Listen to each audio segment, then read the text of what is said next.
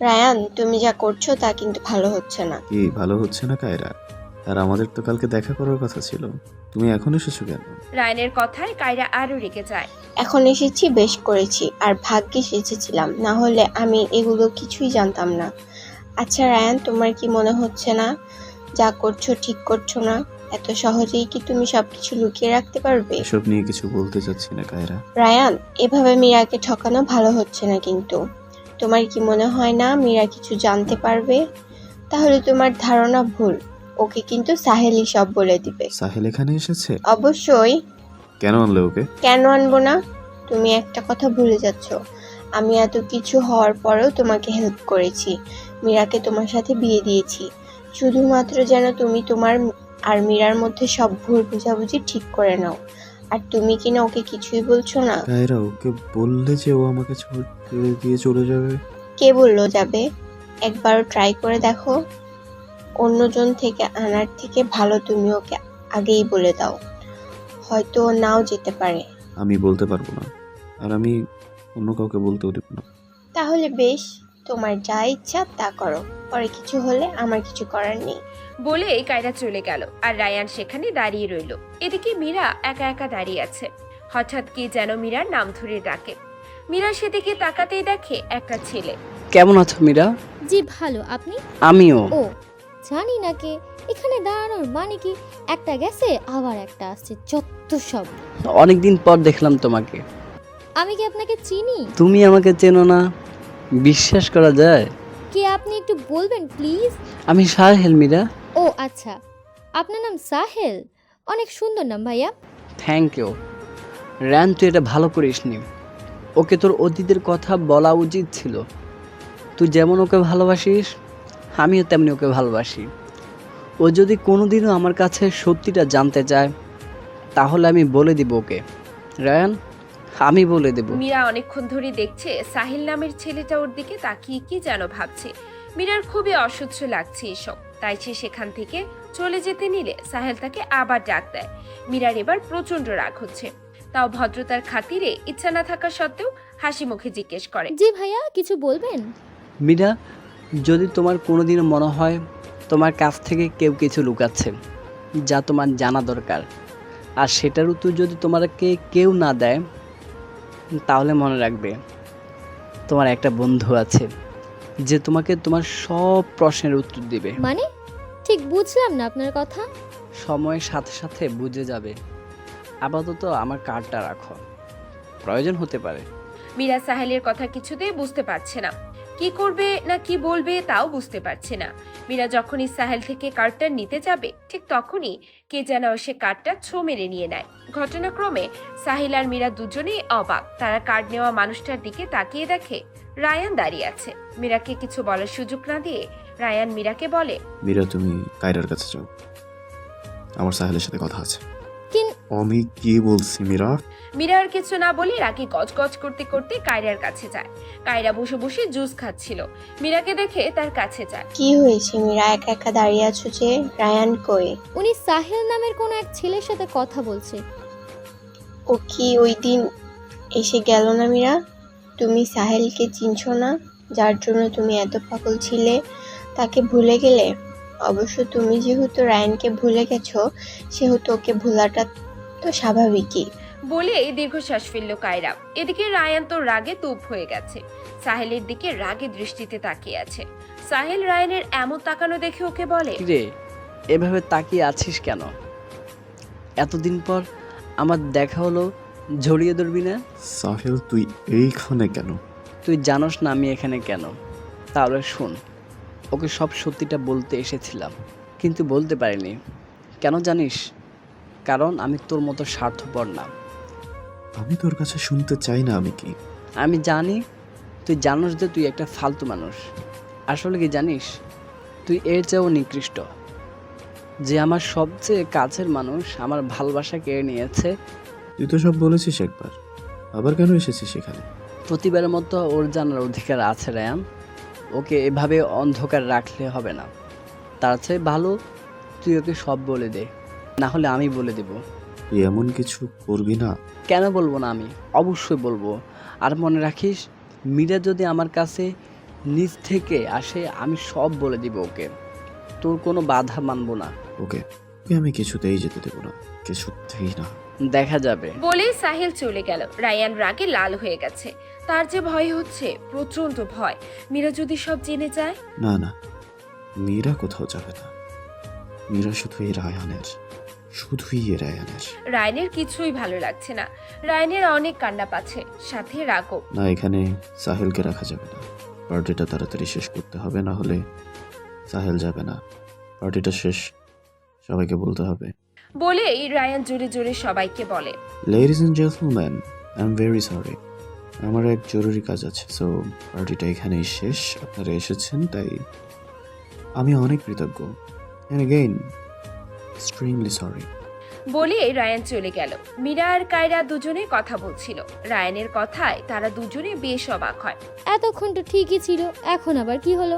তারপর যে যার মতো চলে যায়। যাওয়ার সময় কায়রা আর সাহেল মীরাকে বিদায় দিয়ে যায়। মীরা বিদায় পর্ব শেষ করে যখন রুমে আসে, রায়ানকে পায় না। মীরা ফ্রেশ হয়ে অনেকক্ষণ অপেক্ষা করে রায়ানের, কিন্তু রায়ান আসে না। মীরার একা একা ভালো লাগছে না দেখে সে ছাদে চলে যায়। ছাদে গিয়ে মীরা কারো কান্নার আওয়াজ পায়। এদিকে সেদিকে তাকাতেই দেখে কে যেন ছাদের এক কোণে বসে কাঁদছে। মীরা একটু ভালোভাবে তাকাতেই দেখে সেটা রায়ান। মীরা ধীরে ধীরে রায়ানের দিকে এগোতে থাকে। রায়ানের কাছে এসে মীরা রায়ানকে অনেক ডাক দেয়, কিন্তু রায়ান কোনো রিয়েকশন দেয় না। মীরা এবার একটু ভয় পায়। ভয়ে ভয়ে কাঁধে হাত দিয়ে রায়ান বলে ডাকতে রায়ান মীরাকে জাপটে ধরে কাঁদতে থাকে। মীরা হতবম্বের মতো বসে আছে, কি হচ্ছে কিছুই বুঝতে পারছে না। প্রায় 5 মিনিট পর মীরা রায়ানকে শান্ত করার চেষ্টা করে। রায়ান মীরাকে অনেক শক্ত করে জড়িয়ে ধরে আছে আর বলছে, মীরা প্লিজ, আমাকে ছেড়ে চলে যেও না, আমি বাঁচতে পারবো না। প্লিজ যেও না। আমি কোথাও যাব না, আপনি প্লিজ একটু শান্ত হন। সত্যি যাবা না তো? না বাবা, যাব না। প্রমিস? আচ্ছা প্রমিস। রায়ান এখন একেবারে বাচ্চা হয়ে গেছে। মীরার সাথে বাচ্চাদের মতো কথা বলছে। প্রায় বেশ কিছুক্ষণ পরে রায়ান শান্ত হয়। রায়ান মীরাকে এখনো জড়িয়ে ধরে আছে। মীরা রায়ান দুজনেই কোনো কথা বলছে না। হঠাৎ রায়ান বলে ওঠে, আচ্ছা মীরা, তোমার কাছে কিছু একটা চাইলে আমাকে দিবা প্লিজ? চেষ্টা করব। রায়ান বেশ কিছুক্ষণ চুপ থেকে বলে, আমাকে একটু ভালোবাসতে দেবে প্লিজ? রায়ানের কথায় মীরা কি বলবে বুঝতে পারছে না, তাই চুপ করে আছে। রায়ান মীরাকে চুপ থাকতে দেখে তাকে কিস করা শুরু করে।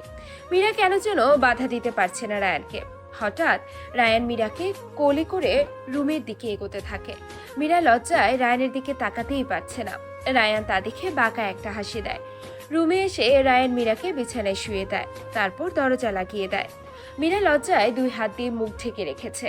রায়ান মীরার কাছে গিয়ে ওর হাত সরিয়ে ওকে কিস করা শুরু করে। মীরাও পরম সুখে নিজেকে রায়ানের কাছে সমর্পণ করে দেয়। তারা যে এক সুখের সাগরে ভাসছে, পাড়ি দিয়েছে এক ভালোবাসার দুনিয়ায়। এভাবে কেটে গেল প্রায় 1 মাস। রায়ান আর মীরা দুজনেই অনেক সুখে শান্তিতে সংসার শুরু করে, কিন্তু তারা জানতো না তাদের এই সুখের মাঝে বিরাট এক ঝড় আসবে। একদিন খুব ভোরেই মীরার ঘুম ভেঙে যায়। রায়ান বেঘরে ঘুমাচ্ছিল। মীরা নামাজ পড়ার পর দেখলো এখনো রায়ান ঘুমিয়ে আছে। মীরা কি করবে বুঝতে না পেরে তার ঘুমও আসছে না। আবার হঠাৎ মীরার মনে পড়লো রায়ান সবসময় মীরাকে একটা রুমের মধ্যে যেতে মানা করে। মীরার খুব কৌতূহল জাগে রুমটার ভেতর কি আছে তা দেখার জন্য, কিন্তু রায়ানের জন্য তা দেখা হয়ে ওঠে না। তাই ভাবলো এখন যেহেতু রায়ান ঘুমোনো, তাই এখন সে দেখবে। যেই ভাবা সেই কাজ। মীরা আস্তে করে রুম থেকে বের হলো, তারপর সবচেয়ে কোনার রুমটায় গেল। আস্তে আস্তে রুমটার ভেতরে ঢুকলো। রুমটা ঢুকে মীরার চোখ ছানা বড়া, কারণ একে তো রুমটা অন্ধকার, তার উপর আবার রুমটার সবকিছু ভাঙাচোরা। মীরা লাইট জ্বালিয়ে দেখে পুরো রুমটার দেওয়ালে মীরা আর রায়ানের ছবি। তাদের একটা বিয়ের ছবি আছে, কিন্তু সেটা অন্যরকম। বলতে গেলে তাদের যে বিয়ে হয়েছে তখনকার বিয়ের পোশাক অন্যরকম, আর ছবির বিয়ের পোশাক অন্যরকম। এটা কিভাবে সম্ভব? আমাদের বিয়ের পোশাক তো অন্যরকম ছিল, তাহলে কিন্তু ছবির পোশাক তো আরেক রকম। আর আমার যতটুকু মনে আছে আমি আর রায়ান বিয়েতে এরকম কোনো ছবি তুলিনি। তাহলে এটা কোথা থেকে আসলো? আর আমাদের তো বিয়ের আগে দেখাও হয়নি, আর আমি এত বাইরেও তো যেতাম না। তাহলে এই ছবি আসলো কোথা থেকে? মীরা এসব ভাবছে, হঠাৎ সে একটা ডায়েরি দেখতে পায়। মীরা ডায়েরিটা হাতে নিয়ে সেটার পৃষ্ঠা উল্টাতে লাগলো। হঠাৎ তার চোখ আটকে যায় একটা লেখায়, যা দেখে মীরা খুব শকড হয়, কারণ তাতে লেখা ছিল, আমি মীরা, আর আমি আপনাকে ভালোবাসি সাহেল। জানি না কিভাবে যেন তাকে ভালোবেসে ফেলেছি। ছোটবেলা থেকেই তার সাথে বড় হয়েছি। আমি আর সাহেল দুজন দুজনকে অনেক বিশ্বাস করি।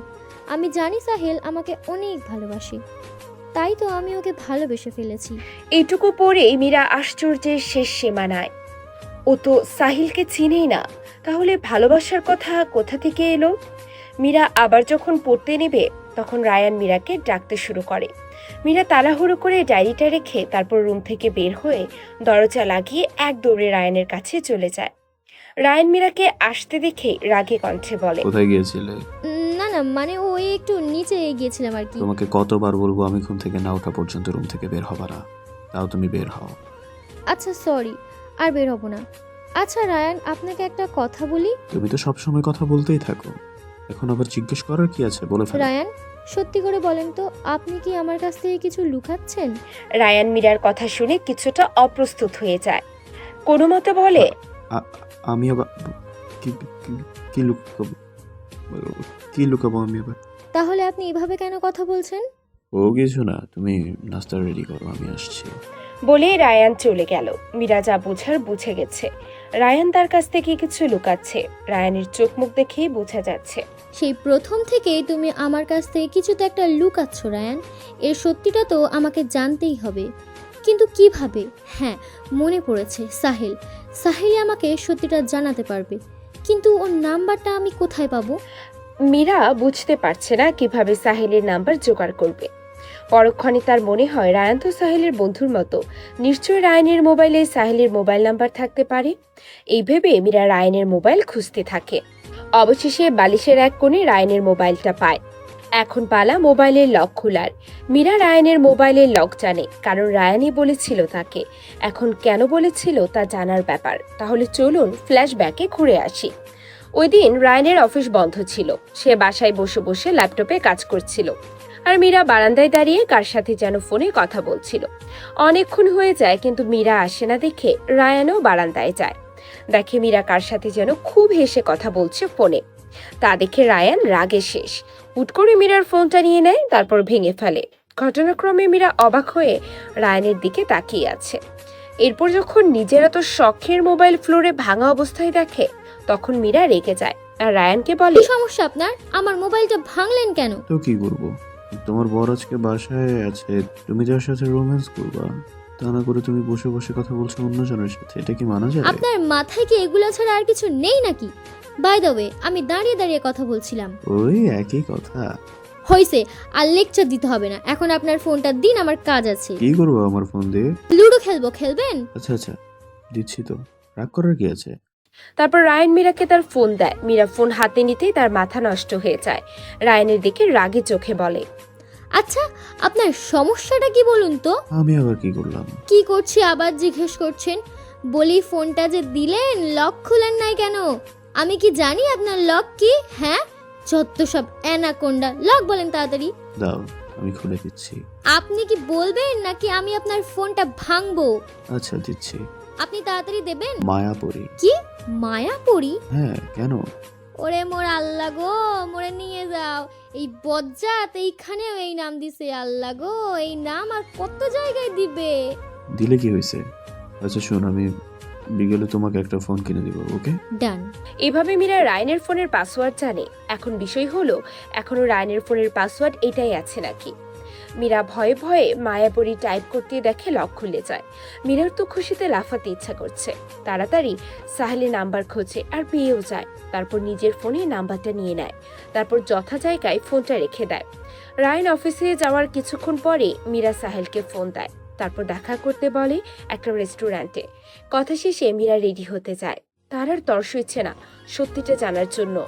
কি এমন অতীত আছে যা মীরার সাথে ঘটেছে, অথচ মীরাই জানে না। অবশেষে মীরা সাহেলের সাথে দেখা করতে যায়। রেস্টুরেন্টে ঢুকতেই দেখে রেস্টুরেন্টের এক কোণে সাহেল বসে আছে। মীরাকে দেখা মাত্রই দাঁড়িয়ে যায় আর একটা টেডি স্মাইল দেয়। মীরাও একটা হাসি দিয়ে সাহেলের কাছে যায়। আমি জানতাম একদিন না একদিন তুমি আসবে আমার কাছে সত্যিটা জানার জন্য। আপনি আমাকে সত্যিটা বলতে পারবেন? না হলে শুধু শুধু দেখা করতাম কেন? আচ্ছা, আমাকে প্রথমে কিছু প্রশ্নের উত্তর দিতে পারবেন? অবশ্যই, বলো। না মানে আমি অনেকগুলো ছবি দেখেছি যার কোনো স্মৃতিই আমার মনে নেই। মানে ওইগুলো কখন কোথায় তুলেছে কিছুই আমার মনে নেই। তাছাড়া আমি একটা ডায়েরি পেয়েছি যাতে লেখা ছিল আমি আপনাকে অনেক ভালোবাসি, কিন্তু আমি তো আপনাকে চিনিই না। সাহেল একটা দীর্ঘশ্বাস ফেলে বলে, আচ্ছা মীরা, প্রথমে তোমাকে আমি একটা সত্যি গল্প বলি। আচ্ছা বলুন। তাহলে শোনো। এক শহরে এক ছোট্ট মেয়ে আর একটা ছেলে থাকতো। তাদের অনেক ভালো বন্ধুত্ব ছিল। তারা দুজনে দুজনের জন্য পাগল ছিল। জানো মীরা, ছেলেটা মেয়েটাকে ছাড়া থাকতে পারতো না। মেয়েটার মা বাবা ছেলেটাকে বিদেশে নিতে চেয়েছিল, কিন্তু মেয়েটার জন্য সে বিদেশে যায়নি, কারণ সে মেয়েটাকে অনেক ভালোবাসতো। মেয়েটাও করতো, কিন্তু সে জানতো না সেটা শুধু ভালো লাগা ছিল না, ভালোবাসা। কিন্তু সে জানতো না সেটা শুধু ভালো লাগা ছিল, ভালোবাসা না। যাই হোক, যখন তারা কলেজে ওঠে তখন ছেলেটা মেয়েটাকে প্রপোজ করে। মেয়েটাও ছেলেটার প্রপোজ অ্যাকসেপ্ট করে ফেলে। খুব ভালোই চলছিল তাদের জীবন, কিন্তু কিন্তু কি? সাহেল একটা দীর্ঘশ্বাস নিয়ে বলল, একটা বড় ঝড় এসে তাদের আলাদা করে দেয়। জানো মীরা, সেই মেয়েটার ছেলেটাকে, কে? সেই মেয়েটা তুমি মীরা, আর ছেলেটা আমি। কি? মীরার চিল্লানি শুনে রেস্টুরেন্টের সব মানুষ কিভাবে যেন তাদের দিকে তাকিয়ে আছে। মীরার তো সেদিকে খেয়াল নেই, সে আছে অবাকের শেষ প্রান্তে। সাহিল মীরাকে শান্ত করার জন্য বলে, মীরা একটু শান্ত হও, আমি তোমাকে সব বলছি। কিভাবে শান্ত হব? আপনি আমাকে কি সব বলছেন? আমি আপনাকে চিনিই না, আর আপনি নাকি বলছেন। প্লিজ মীরা, আগে আমার কথাটা শোনো, তারপর যা বলার বলিও। আচ্ছা বলুন। তারপর সাহিল আবার বলতে শুরু করলো অতীত। তখন মীরা আর সাহিল মাত্র অনার্সে উঠেছে। তাদের রিলেশনের কথা ভার্সিটির সবাই জানে। অনেক সুন্দর ছিল তাদের জীবনটা। সারাদিন দুষ্টামি আর খুনসুটি দিয়ে চলতো মীরা আর সাহিলের দিন। তবে বেশি দিন তা স্থায়ী হয়ে ওঠে না। রায়ান সবেমাত্র লন্ডন থেকে বাংলাদেশের মাটিতে পা দিল। চারদিকে তাকিয়ে বাঁকা হাসলো রায়ান, তারপর কাকে যেন ফোন দিল। হ্যালো জান, কেমন আছো? ওয়েল, আমি মাত্র বাংলাদেশে আসলাম শুধু তোমার জন্য সুইটহার্ট। জান, আমরা দেখা করব কখন? Can't wait baby. কাল তাহলে ভার্সিটিতে দেখা করি। কিন্তু জান, তুমি তো সবেমাত্র আসলে, কাল কি ভার্সিটিতে যাবা? তাতে কি, আমার যা ইচ্ছে আমি করব। তোমার কথাই চলবো নাকি? প্যানিক হচ্ছ কেন জান? আমি তো জাস্ট জাস্ট শাট আপ, কালকে দেখা হচ্ছে ব্যাস। বলে ফোন কেটে দিল রায়ান। তারপর পা বাড়ালো তার গন্তব্যে। এদিকে মীরা আর সাহেল দুষ্টামি করতে করতে বাড়িতে যাচ্ছে। ওই কালাবাদর, কালকে আমাকে নিতে আসবি। আমি একা একা ভার্সিটি যেতে পারবো না, বলে দিলাম। এই মেয়ে, তোর সমস্যা কি? আমি তোর কি লাগি বলতো? কেন গাধারা? তুই জানিস না আমি তোর জিএফ? তাহলে তুই তুই তুকারি করিস কেন? তুই কেন করস? আমার তো অভ্যাস হয়ে গেছে, এজন্য। ওরে আমার গোলুমুলু রে, তোমার এটা অভ্যাস তাই না? ওরে আমার ফাজিল রে, তুই তুকারি যদি তোর অভ্যাস হয় তাহলে আমার কি হইতে পারে না? জানোস, তোরে মাঝে মাঝে ইচ্ছা করে নালার মধ্যে ফেক্কা মারি। নালার বেড়া কোথাকার। আর কি দেখতাম আমি? আমার হবু আমার কেমনে গালি দেয় রে? আমি বল নালার বেডা। এ ড্রামা বন্ধ কর তো। আমি ড্রামা করতেছি না রে সকিনা। ওই কি কইলি? আমি সকি না? তুই খাড়া, আমি তোর কি অবস্থা করমু তুই দেখ। বলে সাহেলকে মারা শুরু করে। এভাবেই তারা সারাদিন দুষ্টামি করে পার করে দেয়। সকালে সাহিল মীরাকে ভার্সিটিতে নিয়ে যাওয়ার জন্য মীরার বাসায় যায়। তারপর সোজা মীরার রুমে যায়। মীরার রুমে সাহেল ঢুকতেই দেখে তার মহারানী ঘুমোচ্ছে। কিছুক্ষণ মীরার ওই মায়াবী মুখটার দিকে তাকিয়ে থেকে তারপর মীরাকে ডাকে সাহেল। সাহিল মীরাকে বেশ কয়েকটা ডাক দেওয়ার পরেও যখন মীরা ঘুম থেকে ওঠে না, তখন সাহিল মীরাকে কাতকুতে দেওয়া শুরু করে। মীরা ঘুমের মধ্যে এমন বিরক্তি অনুভব করার সাথে সাথে সাহিলকে একটা লাথি দেয় ঘুমের ঘোরে। সাহিল আহ করে চিল্লিয়ে ওঠে। চিল্লানোর শব্দ শুনে মীরা ধরফরিয়ে ঘুম থেকে উঠে যায়। চারদিকে তাকিয়ে কিছুই দেখতে পায় না। নিচে তাকাতেই দেখে সাহিল কোমরে হাত দিয়ে বসে আছে মীরার দিকে রাগী লুক করে। বলে, কলিজা, তুই ওইখানে কে রে? বদ যাচ্ছে এমরি, লাথি দিয়ে আবার জিগায় আমি এই হেনে কে? আমি দিছি লাথি? কবে, কখন, কোথায়? বই, তুই পাবনা থেকে কখন আইসিস রে? এই তো কালকে আইছি ভাই। আবার পাবনায় যাওয়ার সময় তোরে যাইতে কইছে, যাবি? আমার খাই দেয় কাম নাই, আমি যাবো না তোর লগে। আর তুই বাই করে কস কার রে সিমরি?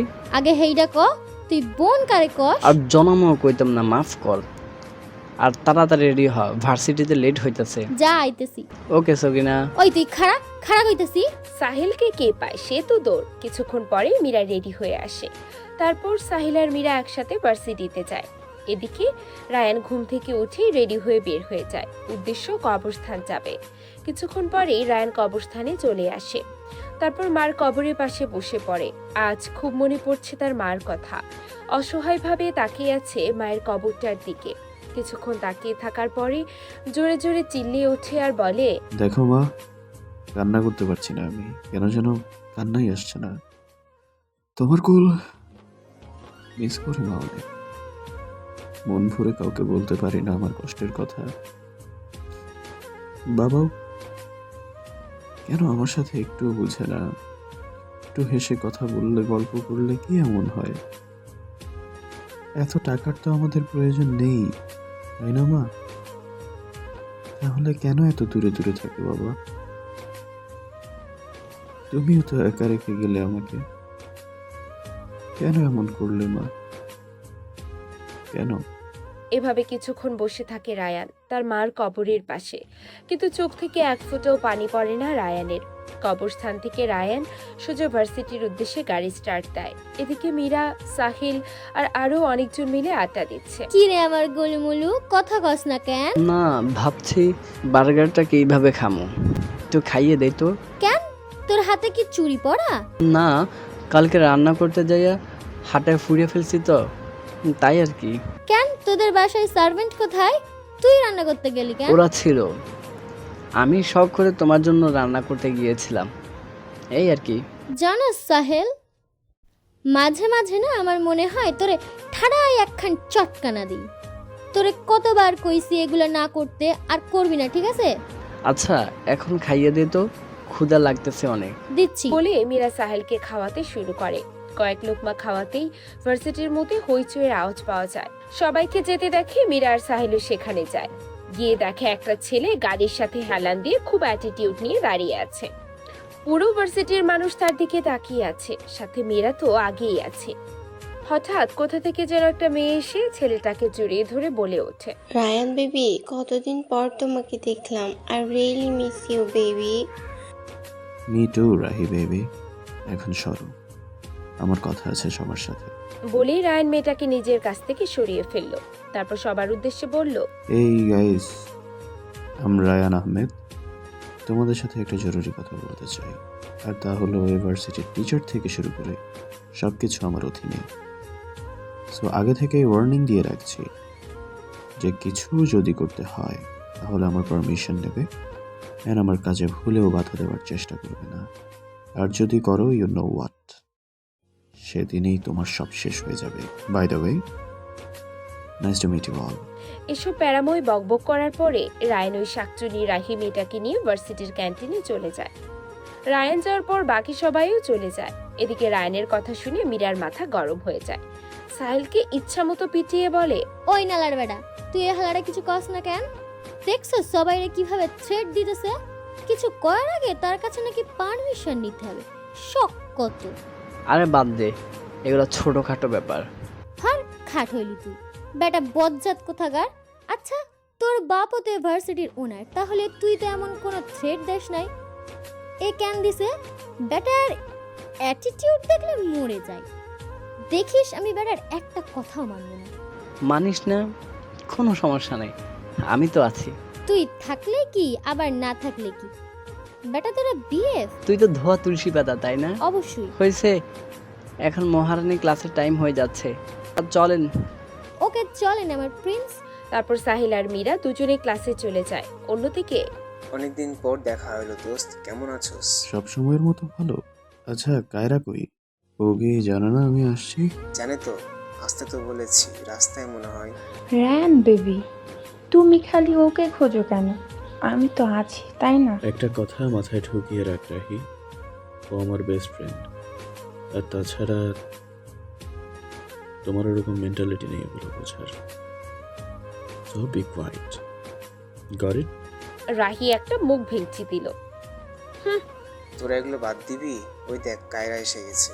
আবিরের কথায় রায়ান পেছনে ফিরিয়ে দেখে কায়রা ওর সামনে রাগে মুখ করে দাঁড়িয়ে আছে। কেন রেগে আছে সেটা হতো রায়ানের অজানা নয়।